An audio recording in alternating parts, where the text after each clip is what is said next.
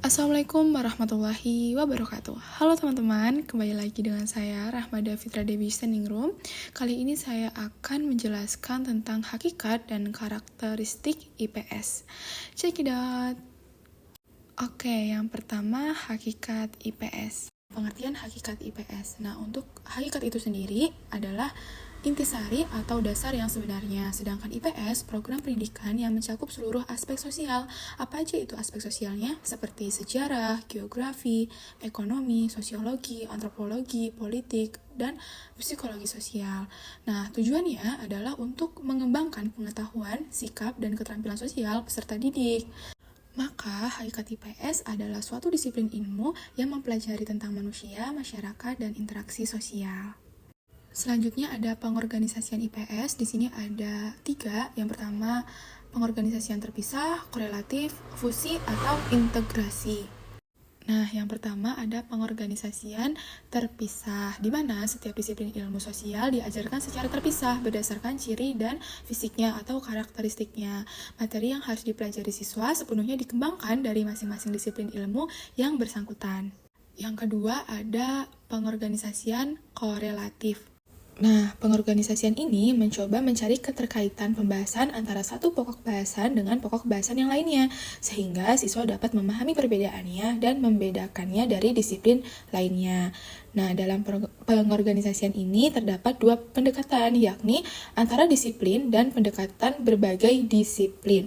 Nah, kedua pendekatan ini menggunakan lebih dari satu disiplin ilmu, tetapi dalam pendekatan antar disiplin ada satu disiplin ilmu yang dijadikan sumber materi utama.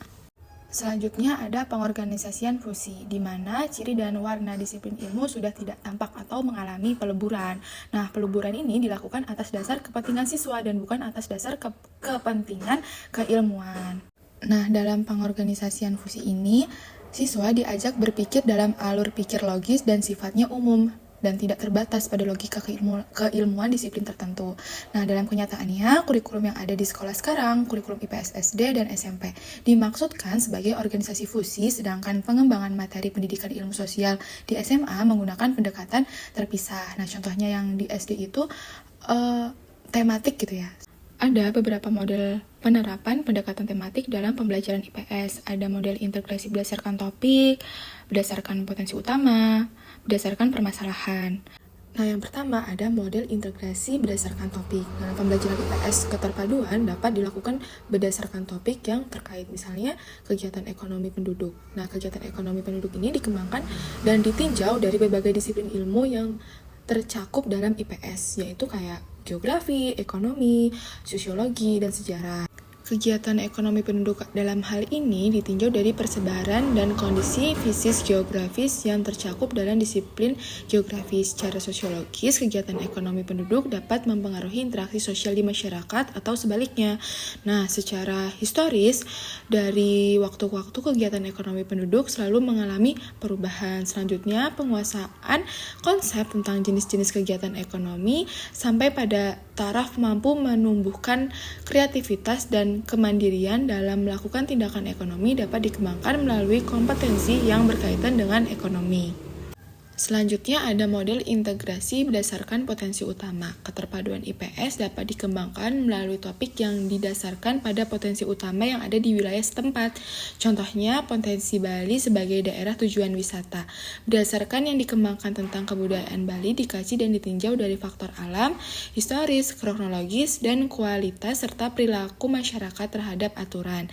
Melalui kajian potensi utama yang terdapat di daerahnya, maka peserta didik selain dapat memahami kondisi daerahnya, juga sekaligus memahami potensi dasar yang terdapat pada beberapa disiplin yang tergabung dalam IPS. Nah, yang terakhir ada model integrasi berdasarkan permasalahan. Contohnya adalah tenaga kerja Indonesia. Pada pembelajaran terpadu, tenaga kerja Indonesia ditinjau dari beberapa faktor sosial yang mempengaruhinya. Di antaranya adalah segi geografis, segi ekonomi, segi sosial, dan segi historis. Oke, yang terakhir ada karakteristik IPS.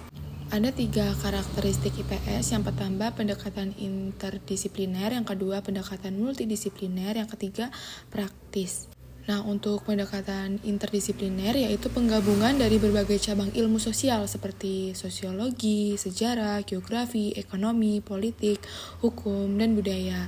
Nah, sedangkan multidisipliner yaitu pendekatan pembelajaran yang melibatkan berbagai disiplin ilmu dalam mengkaji dan memecahkan suatu masalah atau topik tertentu. Yang terakhir, praktis.